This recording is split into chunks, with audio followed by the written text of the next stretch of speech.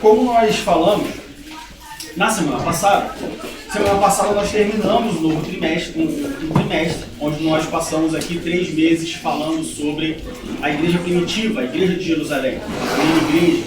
E nós vimos como que ela é o nosso modelo, nós vimos problemas, dificuldades, situações, características da igreja primitiva, que nós como igreja, e aí não necessariamente a Demi Berlim, mas nós como igreja de Cristo, hoje em 2025, devemos seguir, devemos buscar imitá-lo.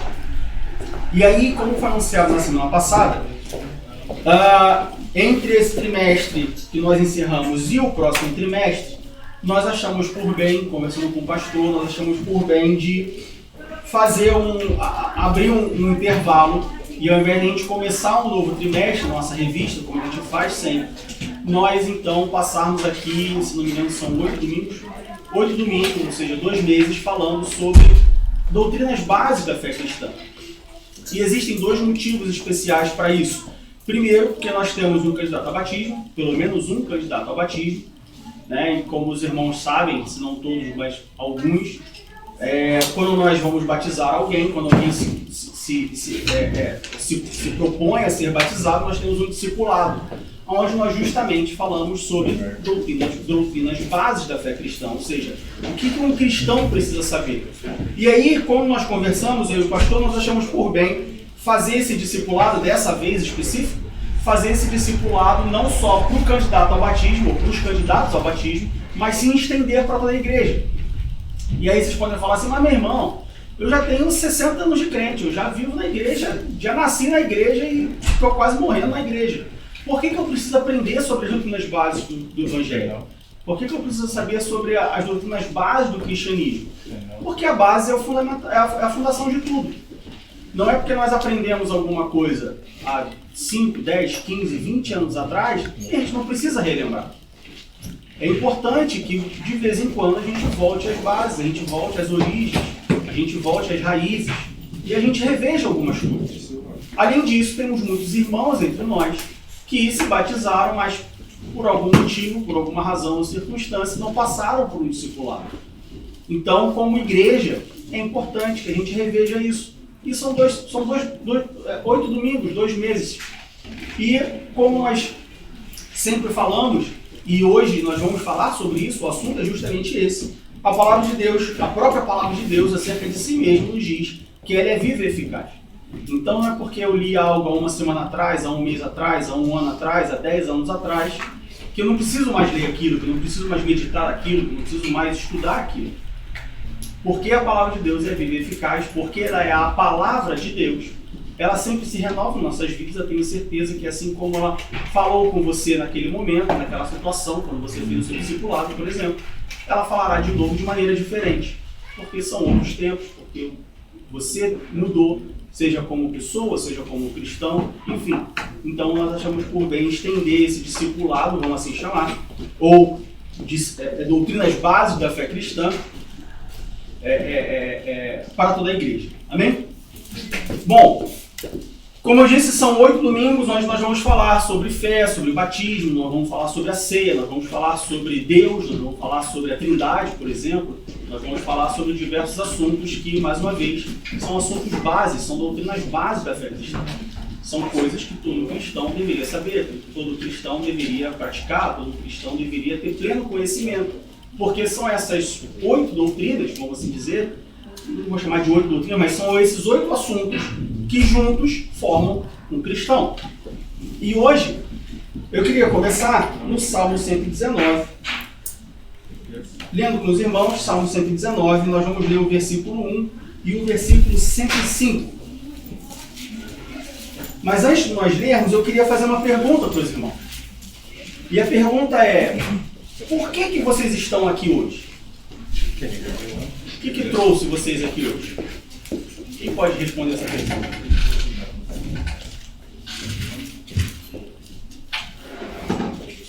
Pode parecer uma pergunta simples, mas a gente vai elaborando em cima dela. Por que vocês vieram aqui hoje? Quem pode dizer? Pode falar. Preparação para o seu batismo. Mas quem disse para você que você precisa estar aqui para se preparar para o seu batismo? Deus? Mas como que ele falou isso para você? Ele te ligou no WhatsApp?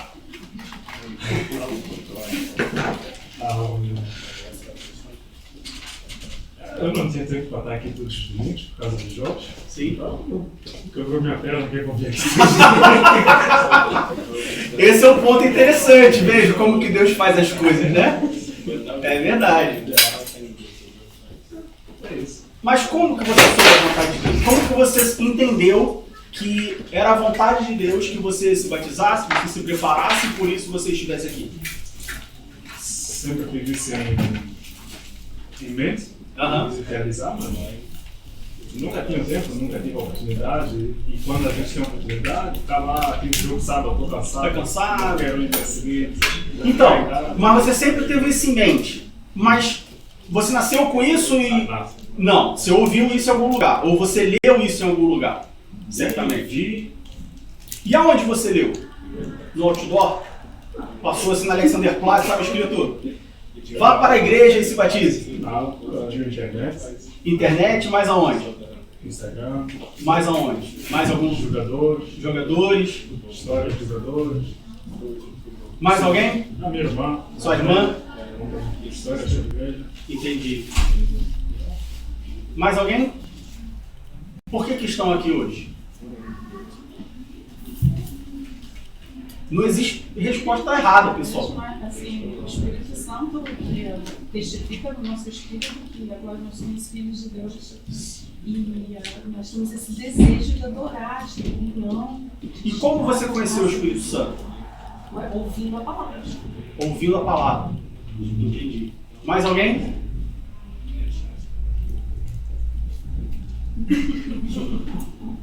Podem falar, pessoal. Não existe resposta errada. Existe apenas resposta. Para cultuar? Hã? Eu, pelo menos, estou aqui para poder cultuar a Deus. Mas como que você sabe que aqui é lugar para cultuar? Eu sei que aqui é lugar para cultuar. Você veio aqui para cultuar, tudo bem, mas em algum momento você ouviu, aprendeu, leu que aqui é o local de cultuar. Eu aprendi conforme a minha caminhada cristã, lendo a palavra. Lendo a palavra. Indiretamente a palavra como que nos ensina que nós devemos estar em comunhão, que nós devemos cultuar, que nós devemos adorar a Deus e adorar, claro que a gente também pode adorar em casa. No entanto, também podemos adorar aqui. Então, na sua caminhada, a irmã ouviu, assim como o nosso irmão Américo, assim como a nossa irmã Janaína, ouviram o que nós chamamos de palavra. A gente pode dizer que ouviram a palavra no sentido de ouviram a voz de Deus? Certo? Quando nós falamos ouvir a palavra, me corrija se eu estiver errado, mas provavelmente vocês estão falando que vocês ouviram alguém te falar alguma coisa sobre isso, ou que vocês assistiram uma pregação, ou que vocês assistiram uma aula, enfim, alguém falou para vocês. E esse alguém que falou, eu imagino que alguém, utilizando a Bíblia, falou sobre aquele assunto. Tô certo ou tô errado? Então, eu ouvi de alguma pessoa, e essa pessoa não falou da sua própria mente, ou seja, não foi porque ela criou na sua cabeça de que aqui é o local, por exemplo, para nós estarmos aqui, que eu preciso me batizar, enfim. Ela falou isso porque ela leu em algum lugar. E o local que ela leu foi a Bíblia. Todos de acordo? Agora, por que nós, eu, assim como vocês, acreditamos no que alguma pessoa falou porque ela leu em algum lugar? Vou dar um exemplo.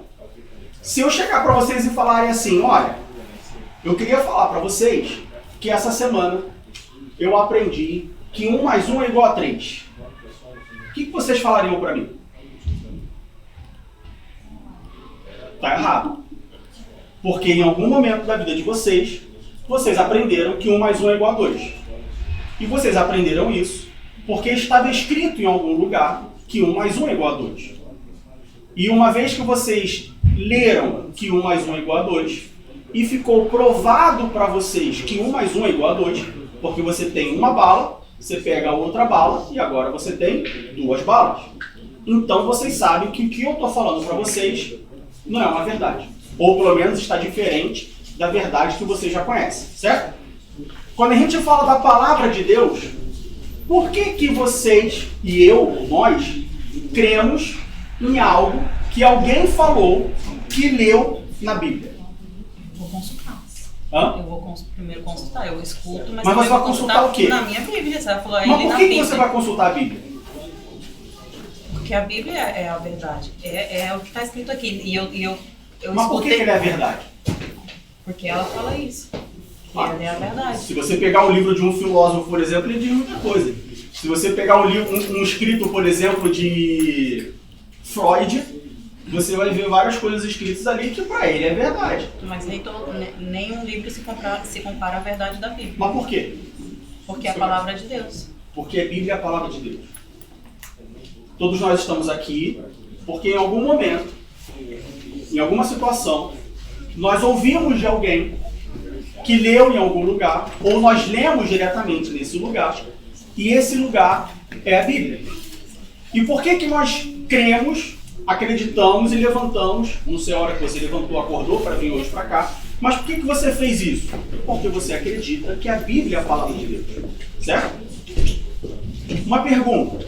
Por que você acredita que a Bíblia é a palavra de Deus? Você já se fez essa pergunta? Por que eu acredito que esse livro é a palavra de Deus? Ela trouxe luz. Porque ela trouxe luz para quem? Para você. Trouxe luz. Eu estava nas trevas. Aham. E ela trouxe luz. Então a gente pode dizer que é porque você crê que esse livro é a palavra de Deus porque ele fez uma diferença na sua vida. Uma diferença que outros livros não fizeram. Pode ser por aí? Como cristãos, toda a nossa fé, ela é fundamentada no livro. Ou melhor, num conjunto de livros. Porque Bíblia vem do termo biblos. E biblos significa conjunto de livros. Né? Então, embora a gente chame a Bíblia de um livro, na verdade ela é um conjunto de livros. Enfim, toda a fé cristã ela é baseada nesse livro. Se esse livro não existisse, de certa maneira, a gente poderia dizer, não o livro em si, mas o conteúdo desse livro, se ele não existisse, não existiria fé cristã. Toda a fé cristã ela é baseada na Bíblia. Se toda a fé cristã é baseada na Bíblia, se eu como um cristão vivo como um cristão, preciso viver como um cristão, porque a Bíblia me diz para viver como um cristão, vejam que é fundamental que, primeiro, eu tenha certeza de que a Bíblia é a palavra de Deus. Segundo, eu preciso crer na Bíblia. Porque se eu encontrar na Bíblia algum erro, alguma falha, alguma coisa errada, então toda a minha fé está errada. Vamos dar um exemplo um pouco mais prático. Vamos agora imaginar que a gente está estudando matemática.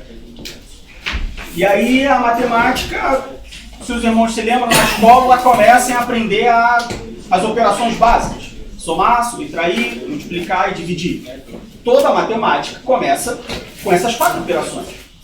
Então, antes de eu poder fazer um cálculo complexo, uma função matemática, antes de eu aprender sobre gráficos e geometria, eu preciso aprender a somar, subtrair, multiplicar e dividir.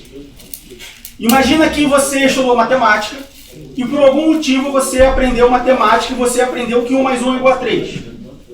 E por algum motivo você continuou aprendendo matemática até que chegou um certo momento em que você já conhecia várias coisas da matemática.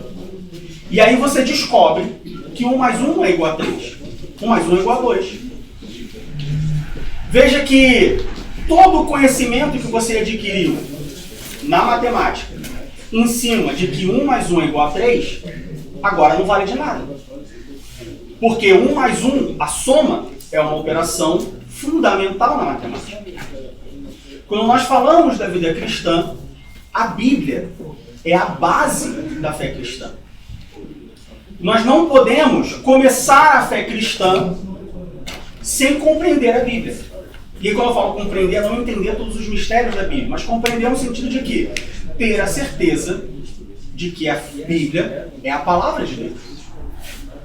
Eu costumo, já falei isso aqui algumas vezes, mas sempre que eu tenho alguma conversa com um não crente, com alguém que não é convertido, enfim, e essa conversa, ou a pessoa pergunta, ou essa conversa ela encaminha para um lado espiritual, a primeira pergunta que eu faço para a pessoa é: você crê na Bíblia como a palavra de Deus? E por que eu faço essa pergunta? Porque esse é o ponto de partida para qualquer discussão bíblica ou de cunho espiritual. Porque se a pessoa falar para mim, olha, eu não creio na Bíblia como a palavra de Deus, a Bíblia para mim, a Bíblia e o jornal é a mesma coisa. Bom, então eu não posso usar a Bíblia para fundamentar as minhas respostas. Porque a pessoa fala, tá, você está falando que a Bíblia diz, mas a Bíblia para mim não significa nada. Então se a resposta para essa pergunta for, não, eu acredito que a Bíblia é a palavra de Deus, ok, então vamos usar a Bíblia. Se a resposta da pergunta for, não, eu não acredito que a Bíblia é a palavra de Deus. Bom, então ou eu apenas oro por essa pessoa e peço que o Espírito Santo convença no seu coração, ou primeiro eu preciso explicar para ela sobre a Bíblia, para que ela possa crer na Bíblia, para que a Bíblia possa então ser viva e eficaz na vida dele, fazer a diferença, como a nossa irmã Helena falou. Então veja que a fé cristã, ela parte de um ponto principal que é a Bíblia. Como cristãos, nós precisamos ter a certeza de que a Bíblia é a palavra de Deus. Meu irmão, eu tenho essa certeza no meu coração. E aí eu pergunto, por que você tem essa certeza? Ah, eu tenho essa certeza porque eu cresci na igreja. E aí eu participava da escola dominical e eu ouço desde criança de que a Bíblia é a palavra de Deus. Bom, durante vários anos, várias pessoas cresceram ouvindo que o Sol gira em torno da Terra. Até que uma pessoa provou que é a Terra que gira em torno do Sol. Meu ponto é, nós não podemos crer que a Bíblia é a palavra de Deus simplesmente porque alguém nos disse que a Bíblia é a palavra de Deus. Por diversos motivos. Se nós crermos que a Bíblia é a palavra de Deus somente porque alguém me disse que a Bíblia é a palavra de Deus, se essa pessoa começar a falar outra coisa, talvez eu seja levado por ela. Se em algum momento da minha vida houver um conflito entre o que a pessoa me falou e o que eu estou vivendo, talvez isso faça com que eu mude de opinião, com que eu mude de ideia. Por isso é importante, na caminhada cristã, nós começarmos com uma certeza. Que certeza é essa, Diego? Que a Bíblia é a palavra de Deus. Ah, Diego, eu discordo de você. Eu discordo de você porque o ponto fundamental da fé cristã é eu crer que Deus existe. Ok, você tem um ponto. Mas você consegue ir na casa de Deus e ver Deus presente? Você consegue tocar a campainha e Deus atender a porta? Não, porque Deus não é carne, Deus não é matéria, Deus não é físico.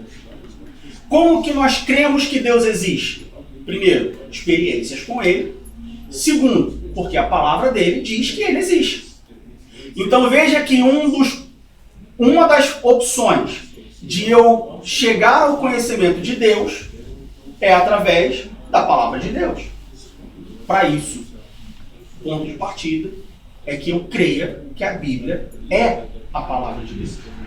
E é sobre isso que nós vamos falar nessa manhã.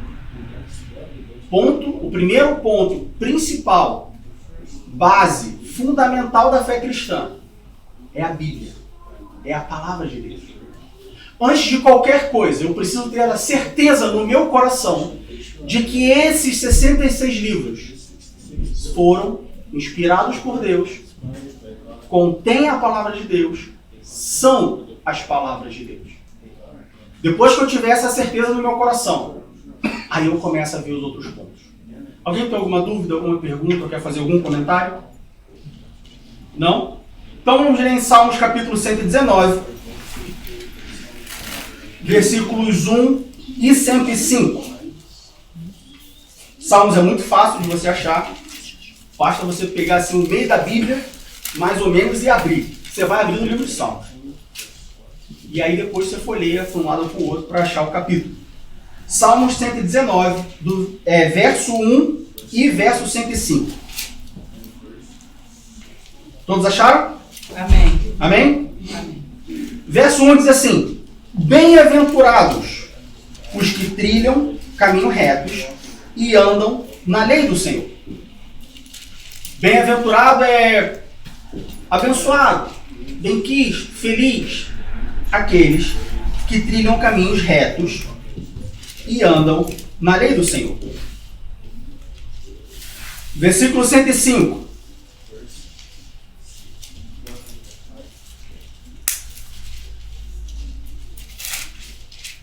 Lâmpada para os meus pés é a tua palavra e luz para o meu caminho. Então veja que no Salmo 119 o salmista começa falando, olha, feliz é aquele que andam por caminhos retos. Abrindo um parênteses, os caminhos de Deus são sempre retos.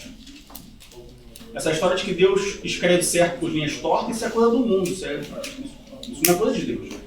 Deus ele sempre escreve reto, por linha reta, caminho. Deus é sempre, não tem curva para Deus. Deus é sempre reto, não tem zigue-zague. Deus é reto e direto. Feliz os que trilham caminhos retos e andam na lei do Senhor. E aí, uma pergunta, pelo menos, sai desse texto quando nós lemos esse texto. Bom, se felizes são aqueles que andam por caminhos retos, né, que trilham caminhos retos e andam na lei do Senhor, bom, eu quero ser feliz. Alguém aqui quer ser triste? Alguém aqui não quer ser bem-aventurado? Alguém aqui não quer ser feliz? Alguém aqui não quer ser próspero? E aí, prosperidade, não estamos falando de dinheiro especificamente, mas prosperidade à luz da Bíblia. Salmo, capítulo 1. Alguém aqui não quer ser assim? Eu imagino que não. Para eu ser assim, o que eu tenho que fazer?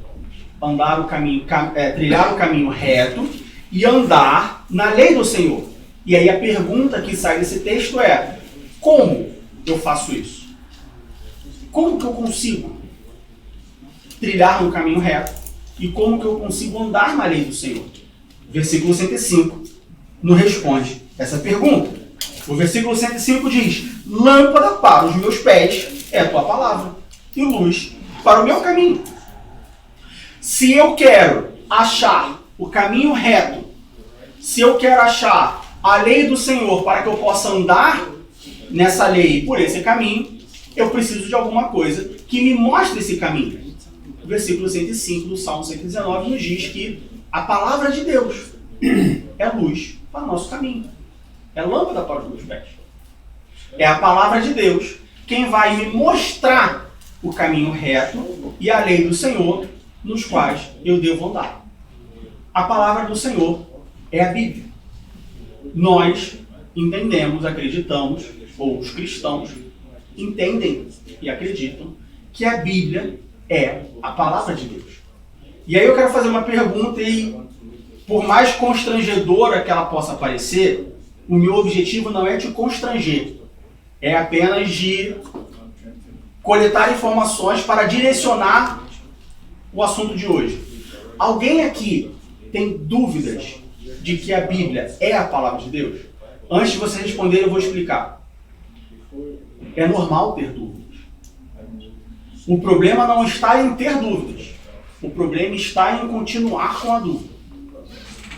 O problema não está em eu falar assim: olha, Diego, eu confesso que em alguns momentos eu me pego pensando se de fato a Bíblia é inspirada por Deus. Porque eu encontro algumas informações, eu leio algumas coisas, eu tenho algumas experiências que em alguns momentos eu confesso para você que eu me questiono, que eu acho que, assim, não é que eu acho, mas eu me pego pensando se de fato é, será que não ficou um livro de fora? Será que de fato foi assim? Assim, eu tenho esse tipo de questionamento, esse tipo de dúvida. Perfeitamente normal. Perfeitamente normal. Nós estamos numa aula, isso não é uma pregação. É uma aula, é uma escola. Assim como se você for numa escola, por exemplo, numa aula de química, você pode chegar para o professor e falar assim: professor, eu tenho dúvida se a água de fato é H2O. Eu acho que talvez possa ter um outro elemento aí. E o professor vai te explicar ou vai tentar, né, chegar à conclusão com você. Dito isso, alguém tem alguma dúvida de que a Bíblia é a palavra de Deus? Alguém tem alguma pergunta? Alguém já se pegou pensando? Alguém já falou assim: poxa, eu sempre ouvi, eu acredito, mas, sabe, tem um pedacinho que às vezes eu falo assim, olha, isso aqui tá meio estranho. Acredito, não duvido, não abandono a fé, mas isso aqui tá meio estranho, isso aqui tem um buraco aqui que eu não consigo entender. Se você quiser, eu posso fechar o olho. Ou se você quiser, todos podem fechar o olho. E aí, alguém levanta a mão, por exemplo, para não entregar com a voz, só para eu poder direcionar a aula. O que vocês preferem? Vocês preferem que eu feche o olho, que vocês fechem o olho? Alguém tem alguma dúvida de que a Bíblia é a palavra de Deus? Vou fechar o olho. Não, mas se eu fechar o olho, eu não vejo resposta. Vocês que têm que fechar o olho. Ninguém tem dúvida? Todos têm 100% de certeza de que a Bíblia é a palavra de Deus. Andrés? Olha, para mim, a palavra de Deus, o Novo Testamento, e o Antigo Testamento, para mim, palavra de profetas. Esse é o pensar. Só que quando você lá dentro lê, você necessita entender o tudo junto. Entendi. Só que quando você começa, quando você tem muita gente agora, filhas, amigas, né, eles começar, a gente está falando sempre, começa com o Novo Testamento, depois lê o Antigo Testamento, e na meu pensar, o Novo Testamento, a palavra de Deus mesmo. Entendi. Tá. Segunda pergunta. Alguém já teve contato com alguma pessoa que não crê que a Bíblia é a palavra de Deus e por acaso fez alguma pergunta e você falou, ih, rapaz, essa dúvida aí não sei responder. Alguém já passou por esse tipo de situação? Talvez um familiar, talvez um amigo, talvez uma pessoa próxima que te perguntou, mas por que a Bíblia é a palavra de Deus? E você ficou sem resposta? Diga. Não foi exatamente assim de questionar se a Bíblia era a palavra de Deus, mas foi um familiar que disse assim, como é que a gente aprende que Deus é amor, que a Bíblia é a palavra de Deus, mas lendo o Antigo Testamento, você só vê que Deus extinguiu povos, e Deus mandou matar, e Deus fez não sei o quê, e aí a pessoa questionou assim, para mim não condiz. Não parece ser a mesma pessoa. Não parece ser a mesma pessoa, exatamente. Sim. E no momento, isso já foi há algum tempo atrás, e eu confesso que eu não tive tantas... não consegui explicar de uma maneira assim, à luz da Bíblia, trazendo muito entendimento para essa pessoa. Porque, primeiramente, para mim, vem através da fé. Então, assim, se a pessoa não tem, se ela não é movida pela fé, se ela não tem a fé em Deus, se ela não acredita que a Bíblia é a palavra de Deus, aí seria muito difícil eu conseguir trazer um bocadinho de luz para aquela pessoa, para trazer entendimento para aquela pessoa. Eu me senti bem, assim, eu me senti bem crua, a nível de, eu deveria saber mais para trazer mais entendimento nesse momento, e eu sinto que eu não correspondi à expectativa. Não consegui responder à altura do que eu esperava. A altura daquele questionamento. Entendi. Tá. Bom, dito isso, vamos começar então. Quem aqui está com a Bíblia? Levanta a Bíblia para mim. Nós temos 2, 4, 6, 7, 8, 9, 10, 11, 12, 13, 14, 15, 16, 17 pessoas, 18 com Zé, 19, 20 comigo. Então nós precisamos ter pelo menos 20 Bíblias aqui. Quem tem Bíblia? Levanta a mão. 1, 2, 3, 4, 5, 6, 7, 8, 9, 10, 11, 12, 13, 14, 15, 16. Temos um déficit de 4 Bíblias. A primeira pergunta que eu fiz, ou uma das primeiras perguntas que eu fiz foi: você acredita que a Bíblia é a palavra de Deus? Todo mundo respondeu que sim. Aí a outra pergunta que eu fiz foi: você tem alguma dúvida de que a Bíblia é a palavra de Deus? Todo mundo respondeu que não. Terceira pergunta: se todas as 20 pessoas acreditam que essa daqui é a palavra do Deus vivo, todo-poderoso, o único Deus. A palavra que diz como, por onde, o que eu tenho que fazer.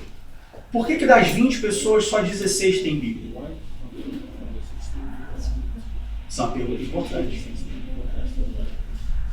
Se essa é a palavra do meu Deus, se essa é a palavra, como nós lemos em Salmo 119, versículo 65, que é a lâmpada para os meus pés e luz para o meu caminho, o caminho que eu devo trilhar e seguir, eu vou dormir, comer e tomar banho com ela. Vou providenciar uma capa, prova d'água, vou tomar banho com ela. Porque se eu tiver alguma dúvida no banho, eu preciso encontrar a resposta para essa dúvida. Vejam, um cristão não pode andar sem Bíblia. Ah, Diego, então eu tenho que andar com a Bíblia 24 horas por dia, eu vou no mercado e vou pegar a Bíblia, porque vai que eu preciso da Bíblia no mercado. Não precisamos ser tão radicais assim. Mas nós viemos aqui para cultuar o nosso Deus. Cultuar significa eu falar com ele e ele falar comigo. Se um dos meios de comunicação dele comigo é a sua palavra precisa estar comigo. Veja bem, quando você precisa falar com alguém, aí você fala assim, como que eu consigo falar com você? A pessoa fala assim, olha, você pode falar comigo por telefone, você pode falar comigo por e-mail, você pode falar comigo por WhatsApp. Se eu quero muito falar com essa pessoa, é meu interesse eu ter o telefone, o e-mail e o WhatsApp dessa pessoa. Se eu tiver só o telefone e o e-mail, talvez eu não consiga falar com ela, mas pelo WhatsApp eu consigo.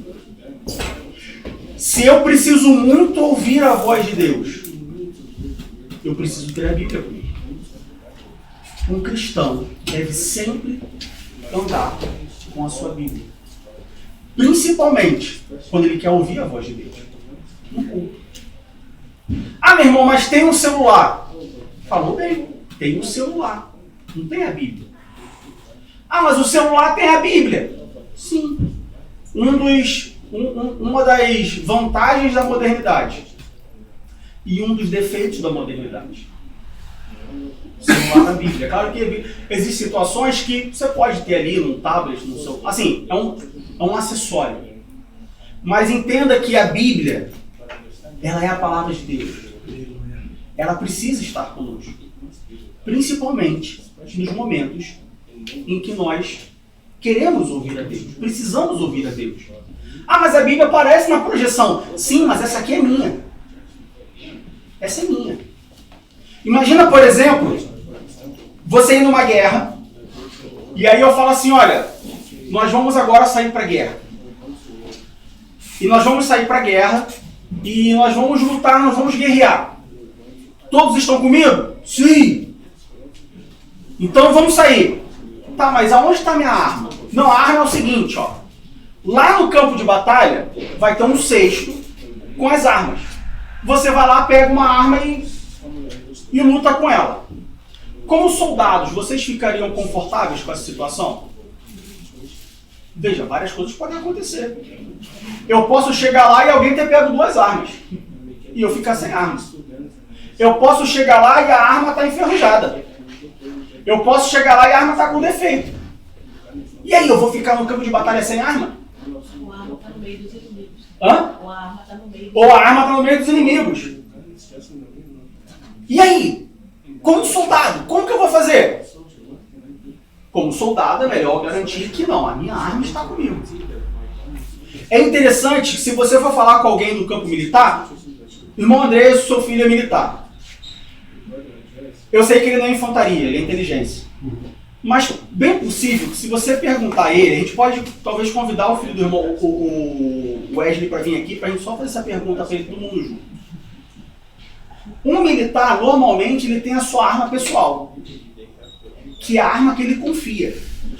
Que ele limpa, que ele lubrifica, que ele sabe que, se ele precisar, ela vai estar ali. A Bíblia é a arma pessoal do cristão. Ah, mas tem o telefone, mas se a bateria do telefone acabar? Ah, mas tem a projeção, mas e se a luz da igreja acabar? Como é que vai ser? Não vai ter Bíblia, então? A Bíblia é a arma pessoal do cristão. Ande com a sua Bíblia. Ela é a palavra de Deus. Se nós entendemos que a Bíblia é importante, o primeiro passo é dar a devida importância a ela. E como que eu dou a devida importância a ela? Andando com ela, cuidando dela, não esquecendo ela na igreja, deixando ela aberta em algum lugar, amassada, Bíblia amassada, suja, lavada, enfim, sem capa. Cuide da sua Bíblia. Bom, meu irmão, pergunta. You have a question? Pai Senhor, eu tenho uma questão que é o seguinte. You have a question which is?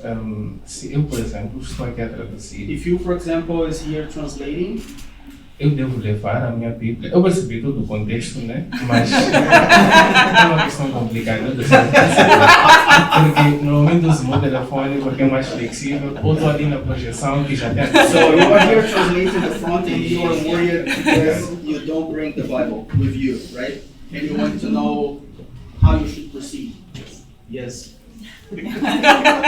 Essa é uma pergunta muito boa. Não tem problema. A sua Bíblia está com você? Esse é o problema. A sua Bíblia estar em casa é um problema. A sua Bíblia não ser utilizada aqui não é um problema. Porque, de fato, quando você está segurando o microfone, traduzindo, e quem traduz sabe, né? Você não sabe se você segura o microfone, se você fala, se você traduz, ou se você procura a Bíblia. Ainda mais quando o pregador fala assim, abre lá no livro de Ageu. E você fala assim, meu Deus, nem sabia que Ageu era livro. Né? Abre lá no livro de Judas. Mas Judas tem livro, mas Judas não traiu Jesus. Como que ele traiu Jesus e escreveu um livro da Bíblia? Então assim, num evento, num serviço... Por isso que eu falei, existem pessoas, por exemplo, pregadores, que trazem um tablet que tem o esboço e a Bíblia, tudo junto, porque ele já tem anotações, ele só toca, já abre, é mais dinâmico. Mas isso não significa que, bom, então eu vou deixar a Bíblia em casa, porque eu não preciso da Bíblia na rua, então olha... Não, tenha carinho pela sua Bíblia. Ela é a sua arma, então não deixe em casa.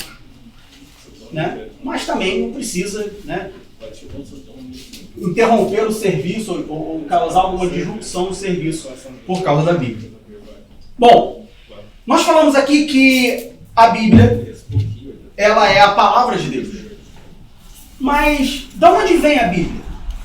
Qual é a origem da Bíblia? De onde surgiu a Bíblia? Quando a gente abre lá em 2 Pedro, capítulo 1, 2 Pedro, capítulo 1,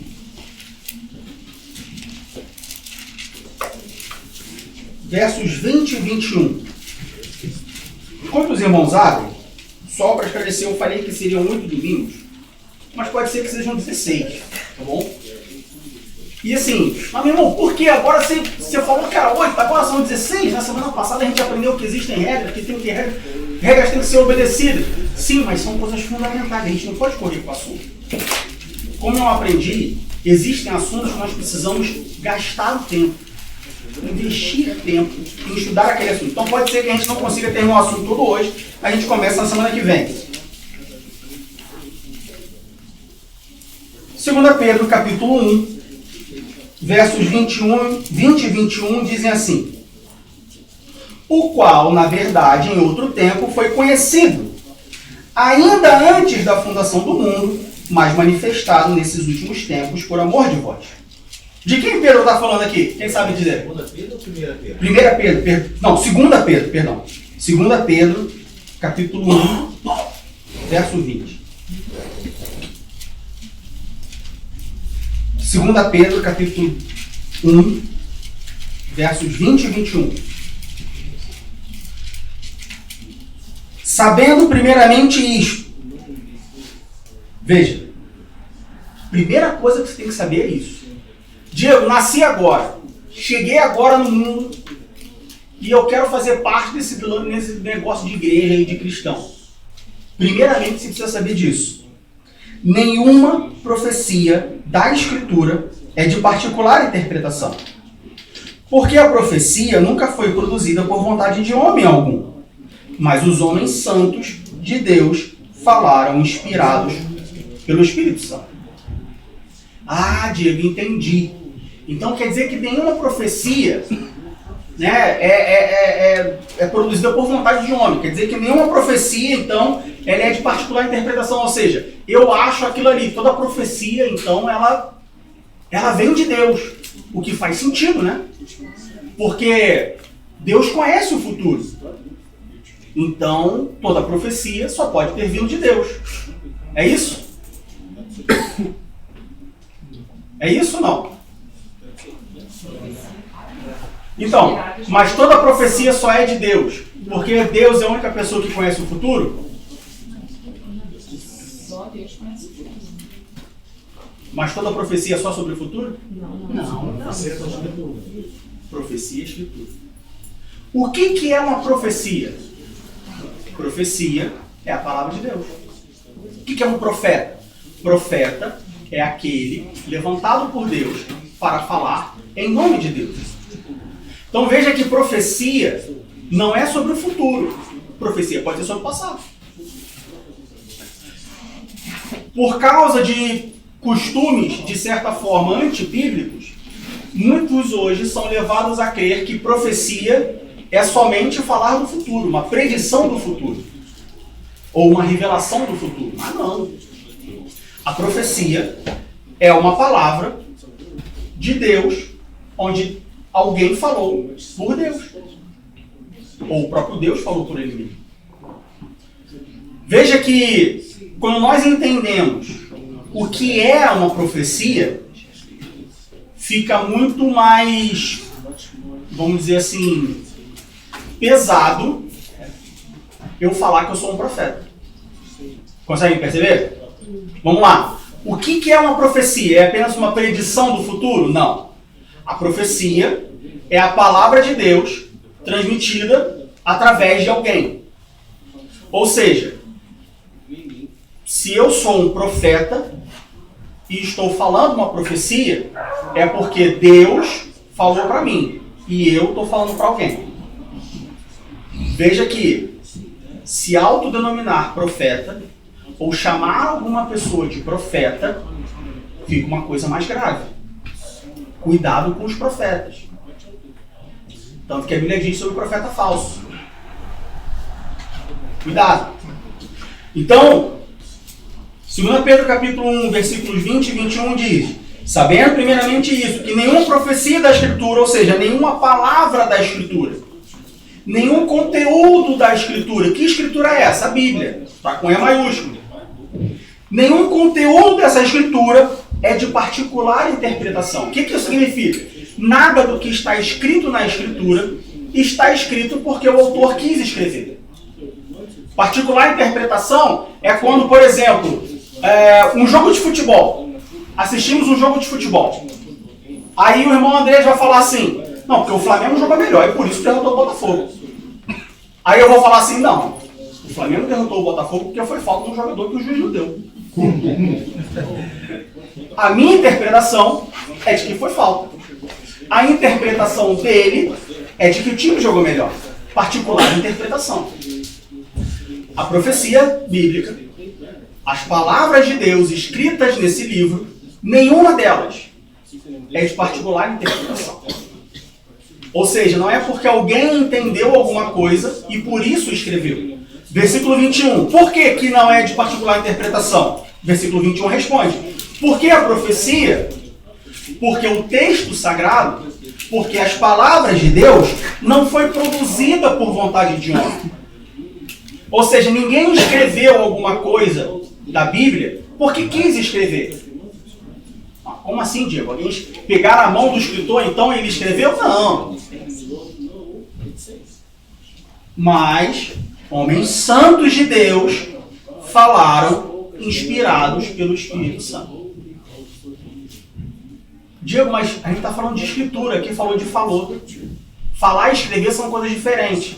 Aí entra a interpretação do texto que nós estamos lendo. Quando a Bíblia diz, quando Pedro diz que falaram inspirados pelo Espírito Santo, falaram no sentido de escrever, no sentido de registrar aquilo ali. Então, 2 Pedro, capítulo 1, versículos 20 e 21, nos diz que nenhum conteúdo da Bíblia é de particular interpretação. E nenhum conteúdo da Bíblia foi escrito porque as pessoas quiseram escrever a Bíblia, quiseram escrever aquilo. Mas sim, as pessoas que escreveram inspiradas pelo Espírito Santo. Alguma dúvida? Alguma pergunta? 1 Coríntios capítulo 2, versículo 13. 1 Coríntios capítulo 2, versículo 13.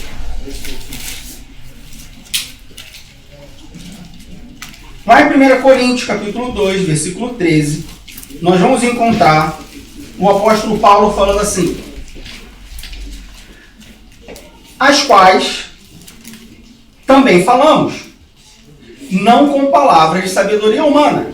Aqui, as quais, se a gente voltar em os dois versículos, a gente vai ver que essas quais são as coisas de Deus.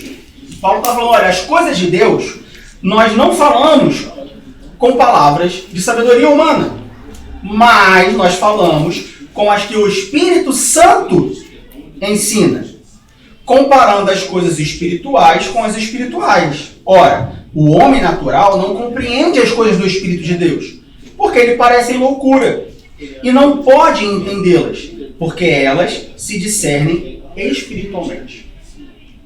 Então o apóstolo Paulo, ele corrobora, ele concorda com o que Pedro escreveu, e ele fala o seguinte, olha, as coisas que nós falamos, e aí de novo, falamos nós podemos estender para escrevemos, reproduzimos, concordamos, as coisas que nós falamos, elas não vêm de sabedoria humana, mas elas são discernidas, elas são inspiradas e discernidas pelas coisas espirituais, inspiradas por Deus, discernidas através do Espírito Santo.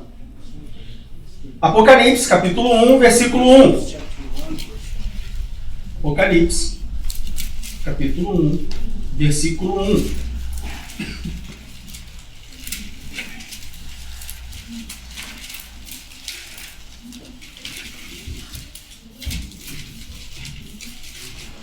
Apocalipse, capítulo 1 diz assim, capítulo 1, versículo 1 diz assim: revelação de Jesus Cristo, a qual Deus lhe deu para mostrar aos seus servos as coisas que brevemente devem acontecer. E pelo seu anjo as enviou e as notificou a João, seu servo. Apocalipse, capítulo 1, versículo 1.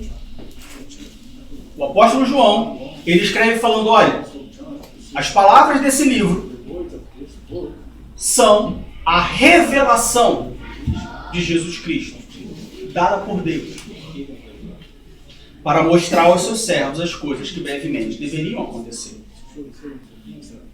A Bíblia, ela tem uma origem, ela não surgiu do nada. A Bíblia, ela tem uma origem. Qual é a origem da Bíblia?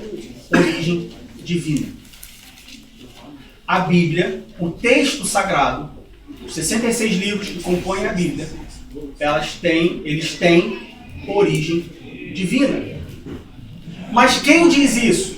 A própria Bíblia. Ah, Diego, mas aí é muito fácil. Então quer dizer que Deus escreve a Bíblia e no que ele escreveu, ele diz que o que ele escreveu está certo? Aí também aí fica fácil. Também eu vou escrever alguma coisa e dizer que está certo.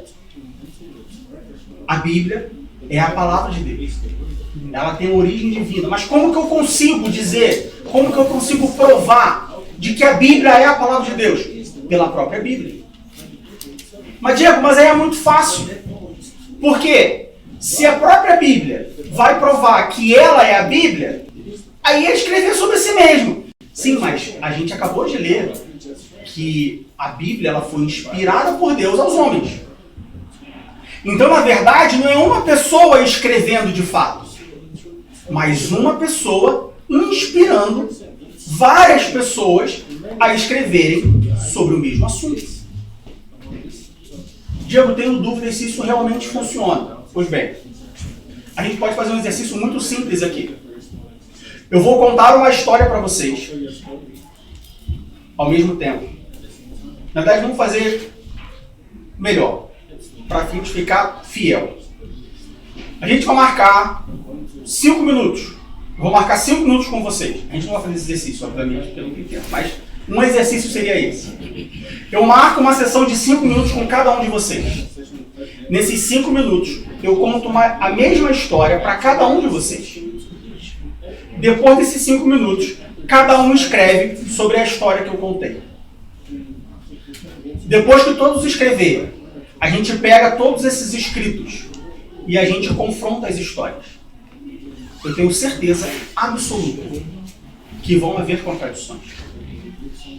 Quando nós pegamos a Bíblia, Deus inspirou cada escritor da Bíblia em tempos diferentes, momentos diferentes, pessoas diferentes, que todas escreveram sobre o mesmo assunto. E não há uma contradição sequer. Pelo contrário, tudo que nós encontramos são confirmações de Gênesis e Apocalipse. Tudo que nós encontramos são links à mesma mensagem, falando a mesma coisa. A gente vê o Antigo Testamento confirmando o Novo Testamento. E o Novo Testamento confirmando o Antigo Testamento. Pessoas que nunca se falaram. Pessoas que nem sequer conviveram no mesmo período da história. Moisés não viveu no mesmo período da história de Paulo, por exemplo. Paulo viveu num mundo bem diferente de Moisés, de Josué. E mesmo assim, as histórias batem. Não sei você, mas se isso não é fruto de uma obra divina, isso é ok, então. Porque se a gente pegar a história recente, se a gente pegar escritos antigos, por exemplo, e a gente comparar escritos antigos, nós vamos ver que eles têm versões diferentes. Se você pegar escritos antigos de pessoas diferentes sobre o mesmo fato, nós vamos ver que há contradições. Algumas semanas atrás eu estava assistindo um vídeo sobre história, falando sobre a destruição de Pompeia. E aí tudo que eles sabem sobre a destruição de Pompeia, foi uma cidade destruída por um vulcão. Tudo que eles sabem vem de algumas fontes históricas, mais especificamente acho que 2 ou 3 pessoas, historiadores, que escreveram sobre aquilo ali. 2 ou 3 pessoas escreveram sobre o mesmo fato. Há contradições. 2 pessoas escrevendo sobre o mesmo fato. Há contradições. Na Bíblia, não há contradição. Diga. Mas, então por que cada... Assim, eu entendo que quando cada pessoa pega um livro, vamos supor, você vai falar de Jó. A pessoa vai falar sobre Jó, a vida de Jó e tal. Uhum. Mas cada pessoa que vai falar, ela fala de uma maneira. É por causa da interpretação? De uma maneira em qual sentido? Ela vai falar o que está na Bíblia, mas ela fala de outras palavras. Então, tem 2 pontos para isso aí, tá? Primeiro, a própria palavra, como a gente já falou, ela é viva e eficaz. E esse termo vivo e eficaz, uma das aplicações desse termo é que eu posso pregar hoje sobre Gênesis capítulo 1, versículo 1, e eu destacar um ponto. Amanhã eu posso pregar sobre Gênesis capítulo 1, versículo 1, e destacar um ponto completamente diferente. Vou dar um exemplo. Como é uma escola dominical, eu posso dar um exemplo pessoal. Eu sempre ouvi sobre o espinho na carne de Paulo. Vou fazer 40 anos, dia 3. 40 anos ouvindo sobre que Paulo tinha um espinho na carne, que ele pediu, orou 3 vezes para Deus tirar o espinho da carne, e Deus não tirou o espinho da carne. Há 1 mês atrás, a irmã Janaína pregou e ela falou sobre o espinho na carne de Paulo, que o espinho é quem protege a própria rosa. Ou seja, o espinho na carne de Paulo era uma proteção para Paulo. E não uma dor que Paulo, ou não algo que afligia a Paulo. Nunca tinha prestado atenção. O mesmo versículo. A mesma mensagem. Esse é o primeiro ponto. Segundo ponto. A mesma mensagem pode ser interpretada e pregada de formas diferentes. Então, por exemplo, você pode pegar um texto... deixa eu pegar um exemplo aqui bem... Jesus chorou. Então eu posso pregar sobre Jesus chorou e eu falar assim, olha, Jesus chorou, então a gente pode chorar também. Ou eu posso falar assim, olha, melhor, quando a gente vai lá para Isaías, a gente encontra uma passagem Isaías 46, 52, não lembro exatamente a referência, mas que diz que pelas suas pisaduras fomos sarados. Eu posso pegar esse texto e falar assim, olha, pelas suas pisaduras nós fomos sarados. Ou seja, nenhum cristão pode ficar doente. Eu fui sarado pelas suas pisaduras. Então não posso ficar doente. Essa é uma interpretação. Ou eu posso falar assim, pelas suas pisaduras nós fomos sarados. Pela morte de Jesus Cristo, nós temos a salvação. É uma outra interpretação. São interpretações diferentes acerca do mesmo texto. Aqui a gente não está falando de que a Bíblia é viva e eficaz e ela fala de forma diferente ao nosso coração, dependendo da nossa situação. Mas sim, pessoas diferentes tiveram interpretações completamente diferentes e, nesse caso, doutrinárias, acerca de um mesmo texto. Um interpretou que esse texto ele tem um aspecto físico, ou seja, por causa do sacrifício de Jesus, nós fomos sarados de toda e qualquer doença e por isso eu não posso ficar doente, ou se eu ficar doente eu tenho que ser curado. E o outro interpretou que pelas suas pisaduras nós fomos sarados espiritualmente. Eu estava morto e agora eu estou vivo espiritualmente. É uma outra linha doutrinária. Veja que são interpretações doutrinárias diferentes. A gente está falando de ensinamentos. Por que isso acontece? Inspiração divina. Aí, assim, primeiro, a pessoa interpretou, como a gente leu lá em Pedro, particular interpretação. Ela interpretou do jeito que ela quis, do jeito que ela achou, sem uma orientação do Espírito Santo, vamos assim dizer. Ela pode ter interpretado isso no sentido pejorativo de forçar essa interpretação para entregar uma mensagem. Então, eu quero passar essa mensagem, eu vou interpretar dessa forma. Ela pode ter interpretado isso por falta de conhecimento, de fato. Às vezes ela leu ali e interpretou isso de forma literal, mas aquele trecho da Bíblia, ele precisa ser interpretado de forma figurativa, de forma alegórica. O livro de Apocalipse, por exemplo, está cheio disso. O livro de Apocalipse é um livro difícil de interpretar, de entender. Por quê? Porque tem momentos que é interpretação figurativa. Tem momentos que é interpretação literal. E aí o versículo, sei lá, você pega o versículo 3 é literal, o versículo 4 é figurado. Aí o 5 é literal de novo. Aí o 6, o 7 e o 8 é figurado, mas o 9 e o 10 é literal, ou seja, e aí fica difícil de interpretar. Então, tem essas duas fontes, esses dois motivos pelo qual a interpretação pode ser diferente. Primeiro, é uma interpretação diferente no aspecto positivo, ou seja, porque a Bíblia é viva e eficaz. Você lê hoje, entende de uma forma, o Espírito Santo fala com você de uma forma, você lê amanhã e ele fala de uma forma completamente diferente. Ou interpretações diferentes, mas, vamos dizer assim, botar entre aspas, propositais ou humanas, no sentido de que, ou porque eu de fato quis interpretar assim, porque isso vai garantir que eu consiga entregar a mensagem que eu quero entregar, ou porque eu não tive conhecimento para interpretar da forma que aquele texto deveria ser interpretado. Entendeu? Tá. Mas, claro, cada um tem a sua interpretação, mas tem que ter um mesmo sentido que bata com o que a palavra nos ensina. Por exemplo, 2 Timóteo 3,16 diz que toda a Escritura é inspirada pelo Espírito Santo e ela é apta para correção, etc., para que o servo de Deus seja perfeitamente habilitado para toda a obra. Isso. Mas assim, por exemplo, o espinho na carne. Tem pessoas que interpretam o espinho na carne para justificar o pecado deles. Exatamente. E aí a gente tem que, toda a pregação tem que ser inspirada pelo Espírito Santo, porque a gente prega através dessa palavra que é inspirada pelo Espírito Santo. E aí, o Espírito testifica ao nosso espírito que o que essa pessoa está pregando é válido, né? É apta para a nossa correção, para nos habilitar.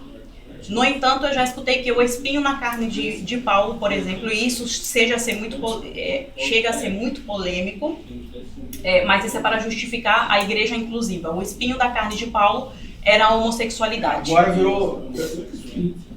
Assim, eu realmente não consigo entender. Então, assim, aí está, mas aí cada um tem o seu sentido de pregação, mas nenhum sentido deve apontar para o pecado ou para justificar um erro da pessoa. Isso. Eu vou cobrir a parte da Bíblia como revelação e a gente vai falar sobre as evidências da autenticidade da Bíblia. E aí a gente vai falar sobre Timóteo 3,16. Mas é impressionante a capacidade criativa do ser humano. Bom, o homem foi criado por Deus. E como ele é criatura divina, né, Deus colocou a capacidade criativa do homem. O problema é que o pecado corrompeu a capacidade criativa. E essa corrupção chega num ponto das pessoas agora... Bom, pelo menos eu comecei a prestar atenção nisso, ou chegou até mim isso, nos últimos meses, de que Paulo era homossexual. Por causa do espinho na carne. Assim, é impressionante a capacidade criativa do ser humano. Enfim, a gente vai chegar lá, tá? Bom, a origem da Bíblia, ela é divina. Deus revelou a sua vontade, Deus revelou a sua palavra para pessoas inspiradas por Deus, escreveram sobre isso. Ou seja, a Bíblia, antes de tudo, ela é a revelação divina. Ela tem uma origem divina. Essa revelação, ela tem dois objetivos. Ou seja, ok, Diego, entendi e acredito que a origem da Bíblia, ela é divina. Deus que começou tudo esse negócio de Bíblia. A Bíblia, ela é a revelação de Deus. Mas para quê? Primeira pergunta. Para quê? Para que Deus criou? Por que Deus decidiu revelar a sua vontade? Por que Deus decidiu inspirar homens para escrever sobre a sua revelação? Bom, temos dois aspectos. Primeiro, revelação geral. Segundo, revelação especial. O que é a revelação geral da Bíblia? Nós chamamos de revelação geral a revelação de Deus, ou o objetivo de Deus em se fazer conhecido.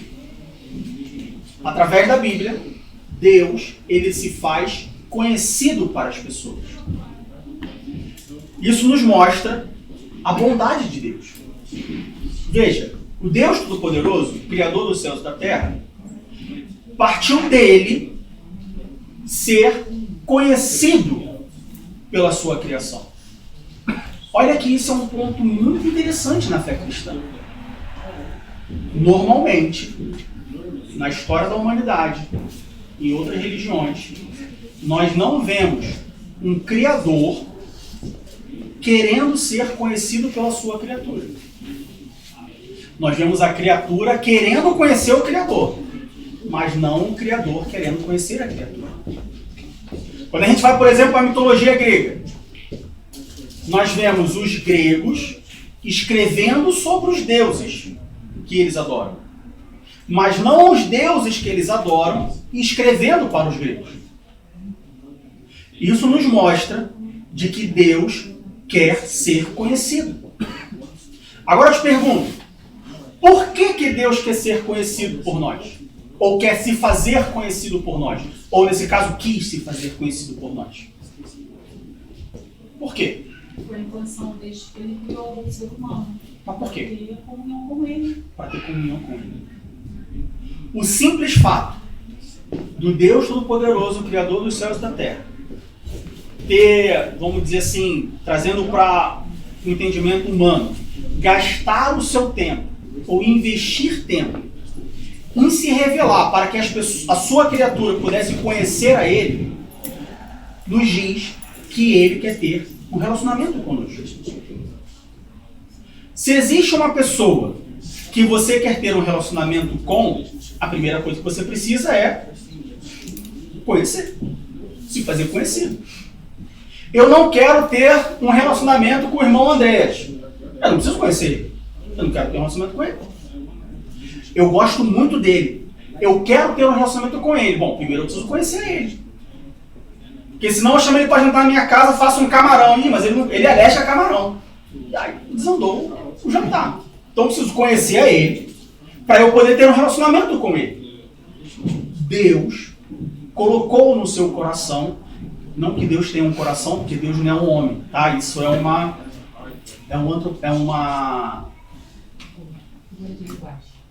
não é figura de linguagem, tem um nome específico para isso que eu esqueci agora.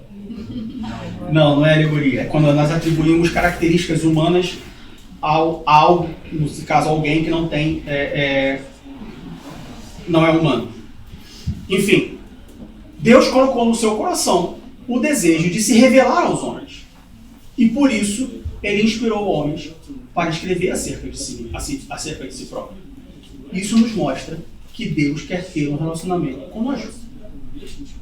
Quando Deus coloca no seu coração o objetivo de fazer isso, Deus está falando, olha, eu quero ter um relacionamento com você.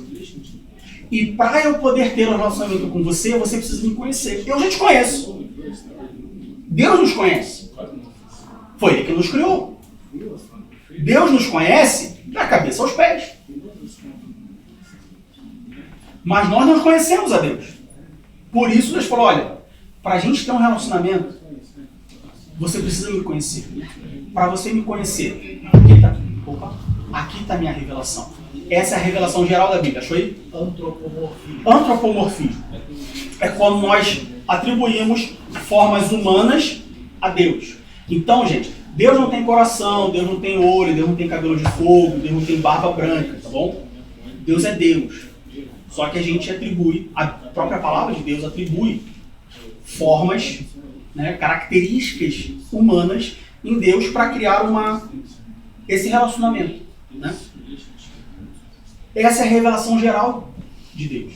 A Bíblia, como revelação geral, ela é a revelação do próprio Deus acerca de si mesmo. Então, quando a gente vai, por exemplo, em Romanos capítulo 11, versículo 22. Romanos capítulo 11, versículo 22.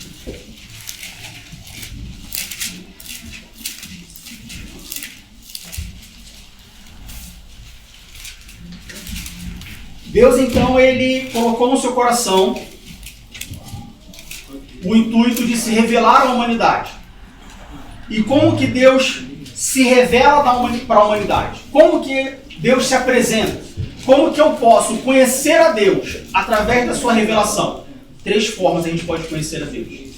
Deus se revela para a humanidade através da história, através da sua criação e através do ser humano. Da sua criação, que eu digo, tipo, o universo. E através do ser humano como coroa da criação. Existem 3 formas de Deus se revelar para a humanidade. De Deus se apresentar. Primeiro, através da história. Quando a gente olha a história do mundo, a história de tudo, a gente vê Deus. Segundo, o universo. Quando a gente olha para o universo, a gente vê Deus. Quando a gente olha para as plantas, quando a gente olha para os mares, para os animais, quando a gente olha para as estrelas, quando a gente lê, por exemplo, que se algo estiver 1 milímetro fora do lugar, tudo ruim, tudo acaba, a gente vê Deus. Em terceiro lugar, por último, o ser humano. Quando a gente olha para o ser humano, a gente vê Deus. Romanos capítulo 11, versículo 22 diz assim: considera, pois, a bondade e a severidade de Deus para com os que caíram, severidade, mas para contigo a benignidade de Deus. Se permaneceres na sua benignidade, de outra maneira também tu serás coroado. Se a gente for para Daniel capítulo 2, abra seu livro, a sua Bíblia, no livro do profeta Daniel. Daniel vem logo depois de Jeremias.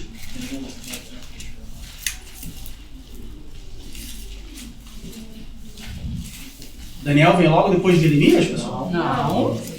Depois de Ezequiel. Isso. Daniel capítulo 2, versículo 21. Diz assim: ele muda os tempos e as horas. Ah, tem gente procurando aí? Ó, uma dica para quem, né, para quem cumpre o mandamento de Jesus e de pregar o evangelho a toda criatura, porque todos nós somos pregadores. Sempre que você estiver pregando, você falou um versículo. Se você ouvir as folhas balançando para lá e para cá, é porque tem gente procurando ainda. Aí você dá uma enrolada, conta mais, assim, não vai contar uma piada no fruto, né? Mas aí você, né, para esperar as pessoas, não ficar aquele desespero, senão a pessoa pode ficar desesperada para achar, aí acaba não achando e acaba falando, então quer saber, eu não vou mais abrir Bíblia nenhuma. Bom, já pararam as folhas então, porque todo mundo achou, certo? Amém. Daniel capítulo 2, versículo 21 diz assim: ele quem? Deus. Daniel? Deus. Ele muda os tempos e as horas. Ele remove os reis e estabelece os reis. Ele dá sabedoria aos sábios e ciência aos inteligentes. Capítulo 4, versículo 25, ainda do profeta Daniel. Capítulo 4, versículo 25. Serás tirado de entre os homens, e a tua morada será com os animais do campo, e te farão comer erva como os bois, e serás molhado do orvalho do céu. E passar-se-ão 7 tempos por cima de ti, até que conheças que o Altíssimo tem domínio sobre o reino dos homens, e o dá a quem quer. Quando nós vamos para a Bíblia, quando a gente pega a Bíblia e a gente pega a história, a gente vê, por exemplo, Daniel falando acerca do rei Nabucodonosor. Falando, olha, isso vai acontecer com você. Aí quando a gente vai para a história, e aí eu não estou falando da história da Bíblia, eu estou falando da história da humanidade. Quando você vai no museu, numa biblioteca, você pega um livro de história de uma pessoa que, às vezes, o autor não tem nada a ver com a Bíblia. Você vê que a história mostra que Deus é Deus. Mas quando nós abrimos, por exemplo, em Salmos capítulo 19,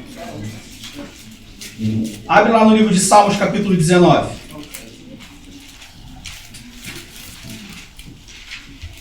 Salmos capítulo 19, do verso 1 ao verso 4.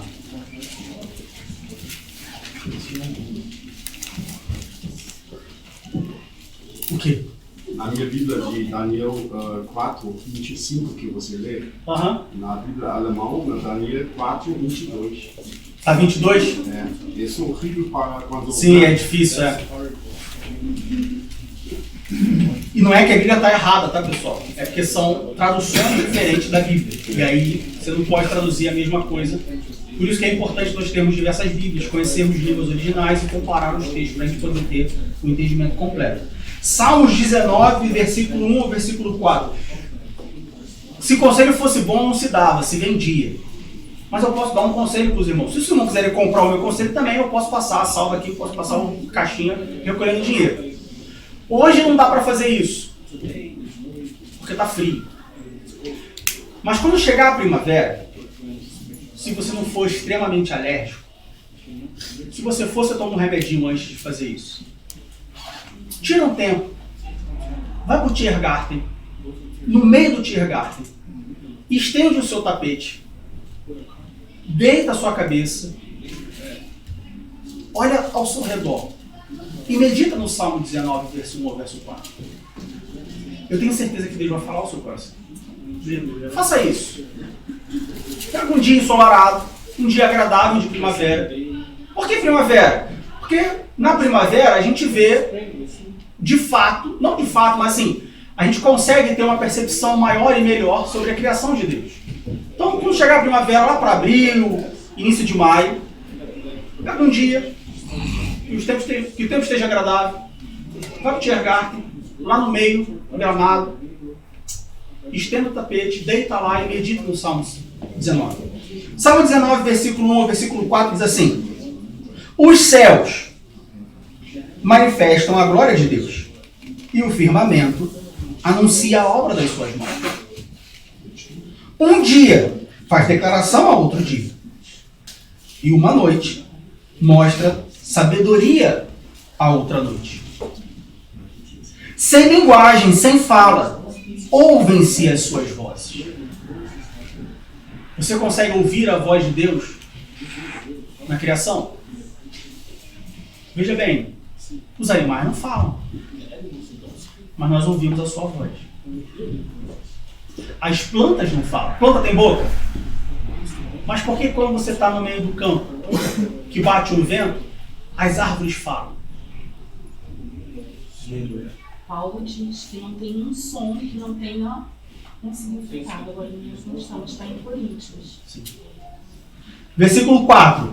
Em toda a extensão da terra, e as suas palavras até o fim do mundo.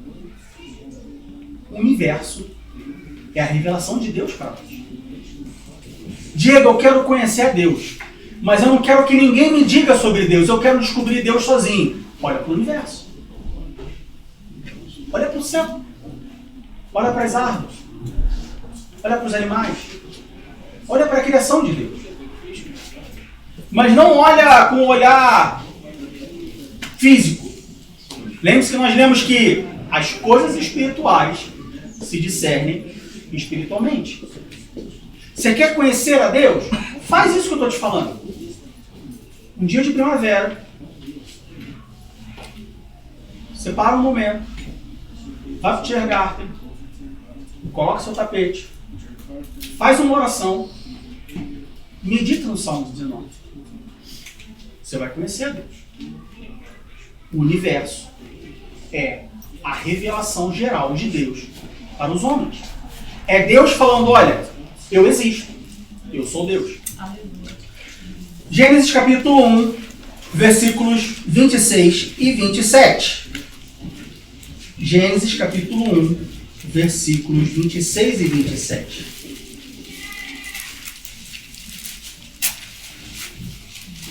Gênesis capítulo 1, versículos 26 e 27.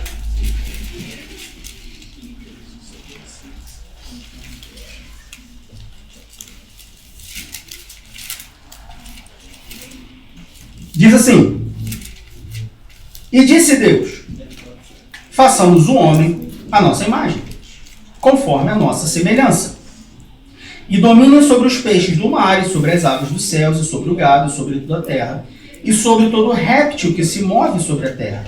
E criou Deus o homem à sua imagem. A imagem de Deus o criou, macho e fêmea os criou. A revelação divina, a palavra de Deus, ela tem duas vertentes. Existe a revelação geral de Deus e a revelação especial de Deus. A revelação geral de Deus é Deus se apresentando. É o próprio Deus se revelando. É o próprio Deus falando assim, eu quero que vocês me conheçam, eu quero que vocês saibam sobre mim. Mas por quê? Porque eu quero ter um relacionamento com vocês. E para que vocês possam ter um relacionamento comigo, eu dou o primeiro passo e me apresento a vocês. A revelação geral de Deus, a Bíblia, a revelação geral de Deus, ela está na história. Quando a gente olha para a história da humanidade, a gente vê Deus agindo, como no caso de Daniel, Nabucodonosor e tantos outros. Quando a gente olha para a criação de Deus, para o universo, para tudo que Deus criou, a gente encontra Deus. Por fim, o ser humano, a coroa da criação. Diego, mas como que eu posso conhecer a Deus olhando para o Américo? Como que eu posso conhecer a Deus olhando para o Américo? Não faz sentido. Como que eu posso conhecer a Deus olhando para você, Diego? Que a Bíblia diz que Deus é belo e formoso e você é feio. Bom, minha esposa diz que eu sou bonito. Minha mãe também. Como que eu posso conhecer a Deus olhando para um homem? Gênesis capítulo 1, versículos 26 e 27. Nós fomos criados à imagem e semelhança de Deus. Nós não somos Deus, mas nós somos a imagem e semelhança. Se eu sou a imagem e semelhança de Deus, se eu fui criado, se nós fomos criados à imagem e semelhança de Deus, quando eu olho para nós, quando nós olhamos para nós conseguimos ter uma ideia de como é Deus. Revelação geral de Deus. Mas como eu disse, nós temos a revelação geral de Deus e nós temos a revelação especial de Deus. Quando a gente olha para a revelação geral de Deus, nós encontramos quem é Deus, como que Deus é, nós conhecemos a Deus, uma das formas de conhecer a Deus. Mas quando nós olhamos para a revelação geral de Deus, nós encontramos que tudo que Deus criou sofre. Que nada do que Deus criou está do jeito que Ele criou. Deus criou todas as coisas, mas você sabia que todas as coisas criadas por Deus não estão do jeito que Deus criou? E por que não está do jeito que Deus criou? Por causa do pecado. Por causa do pecado. O pecado, ele acabou com tudo Assim, acabou no sentido de, né, mudar tudo aquilo, deturpou tudo aquilo que foi criado por Deus. Romanos capítulo 1, versículo 18 a 21 diz assim. Romanos capítulo 1, do versículo 18 ao versículo 21. Porque do céu se manifesta a ira de Deus sobre toda a impiedade e injustiça dos homens, que detêm a verdade e a injustiça. Porquanto, o que de Deus se pode conhecer nele se manifesta, porque Deus lhe o manifestou. Porque as suas coisas invisíveis, desde a criação do mundo, tanto o seu eterno poder como a sua divindade, se estendem e claramente se veem pelas coisas que estão criadas, para que eles fiquem inexcusáveis. Veja, ninguém pode falar que não conhece a Deus. Basta olhar para a criação. Versículo 21. Porquanto, tendo conhecido a Deus, não o glorificaram como Deus, nem lhe deram graças. Antes, em seus discursos se desvaneceram e o seu coração insensato se obscureceu. Paulo aqui está falando de mim e de você. Pela revelação geral de Deus, Deus se fez conhecido na história, no universo, no ser humano. Só que mesmo nós conhecendo a Deus, nós nos afastamos de Deus. Mesmo nós conhecendo a Deus, sozinhos, nós somos incapazes de querer nos relacionarmos com Deus. Lembra Adão e Eva? Deus criou Adão e Eva. Deus se fez conhecido para Adão e Eva. Deus tinha um relacionamento com Adão e Eva. Mas Adão e Eva preferiu comer o fruto, desobedecer a Deus, do que manter o relacionamento com Deus. A revelação geral de Deus, a Bíblia, como revelação geral de Deus, é Deus se apresentando para nós. Mas como eu disse, nós temos a revelação geral e a revelação especial. E o que é a revelação especial? A revelação especial é Deus falando, olha, eu me apresentei para vocês. Eu me fiz ser conhecido por vocês. Mas vocês me rejeitaram. Mas vocês não quiseram saber de mim. Mas vocês descumpriram os meus mandamentos. Mas vocês me desobedeceram. E por isso agora vocês estão longe de mim. Mas mesmo assim, eu quero ter um relacionamento com vocês. E porque eu quero ter um relacionamento com vocês, eu envio meu Filho Jesus Cristo para morrer por vocês. Mesmo vocês tendo se afastado de mim, eu quero prover um caminho para que vocês voltem a ter um relacionamento comigo. Para que vocês voltem a ter comunhão comigo. Olha como Deus é maravilhoso.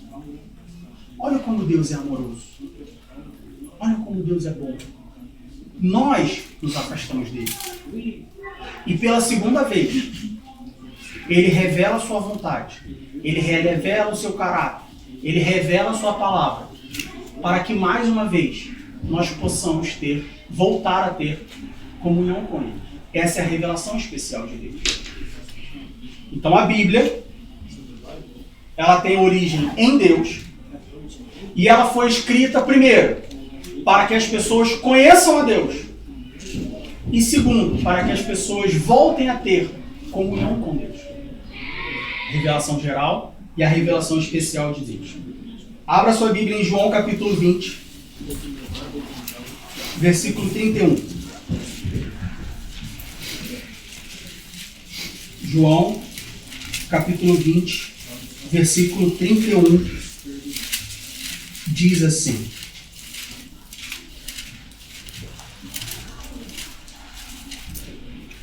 estes, porém, foram escritos para que creiais que Jesus é o Cristo, o Filho de Deus, e para que, crendo, tenhais vida em seu nome. Revelação especial de Deus. Como eu disse, é um assunto muito extenso. Bom, já não vão ser mais 8, vão ser pelo menos 9. Então hoje nós vimos a origem da Bíblia. De onde a Bíblia surgiu? A Bíblia é a revelação divina. A origem da Bíblia é divina. E por que Deus então se propôs a se revelar na Bíblia? Para apresentar a revelação geral e especial. A geral, Ele quis se apresentar para nós, se fazer conhecido. E é especial, mesmo se fazendo conhecido, nós o rejeitamos. Então agora ele quer dar um outro caminho, um caminho de volta, para que a gente possa voltar a ter comunhão com ele. Saia daqui hoje, ou vamos encerrar esse momento hoje, mais uma vez falando, Deus quer ter um relacionamento conosco. Ele quer isso. Nós só precisamos aceitar ele. Nós só precisamos seguir no caminho que ele está colocando na nossa frente. Ele quer. E a prova disso é que ele tem a sua revelação geral e a sua revelação especial. Ele nos criou, ele teve um relacionamento conosco, mas porque nós pecamos, ele proveu um outro caminho. Ele falou, olha, um outro não porque existem vários, mas ele proveu um caminho, olha, você se afastou de mim, está aqui o caminho para você voltar a ter comunhão comigo, para você voltar a ter relacionamento comigo. E esse caminho é Jesus Cristo. Na semana que vem, a gente vai ver sobre isso que a irmã Jéssica mencionou. Eu achei que era hoje, mas não vai dar. Que é, tá bom, Diego, eu entendi que a Bíblia é a palavra de Deus. Eu entendi que a Bíblia tem origem divina. E eu entendi qual é a mensagem da Bíblia. A revelação geral e a revelação especial. Mas eu queria muito saber que evidências eu tenho de que a Bíblia é verdade. Que evidências que eu tenho de que esse livro aqui, ou esse conjunto de livros, ele é, primeiro, a palavra de Deus, ou seja, ele tem origem divina. E segundo, ele contém a revelação geral e a revelação especial de Deus. Na semana que vem a gente vai ver isso. Evidências. Como que eu provo? Como que eu tenho certeza de que esse livro é a revelação divina para nossas vidas? Amém? Alguma dúvida, alguma pergunta, algum comentário? Não? Então vamos ficar de pé para nós orarmos. Os irmãos que estão aqui hoje não voltam semana que vem. Não